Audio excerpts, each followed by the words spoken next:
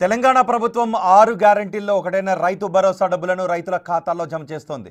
అన్నదాతలకు ఇచ్చిన పెట్టుబడి సాయం హామీని నెరవేర్చింది. దీనిపై నల్గొండ రైతులు ఏమంటున్నారో వారి మాటల్లోనే విందాం.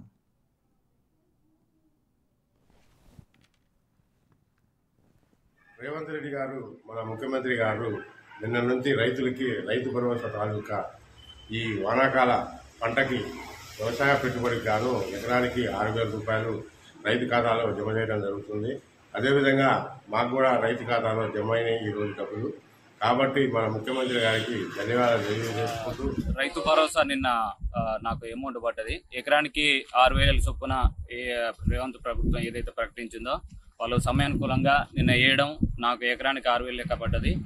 ఈ పథకం అనేది ఇలానే కొనసాగించాలని రైతుల తరఫున నేను కోరుకుంటున్నాను. ఈ పథకం చాలా గొప్ప పథకము. ఎందుకనంటే ఇప్పుడు రైతులకు పెట్టుబడికి ఇది సాయం అందుతుంది. సో ఇది మంచి ఆలోచన, మంచి పథకము. సో రేవంత్ రెడ్డి గారు ఇలానే ఈ పథకాన్ని కొనసాగించాలని కోరుకుంటున్నాను. నాది వచ్చేసి నైటు 12:57 రాష్ట్ర ప్రభుత్వం రైతు భరోసా కింద ఎకరాన్ 2 గుంటలకు 6,300 రూపాయల నా అకౌంట్లో జమ అయినది.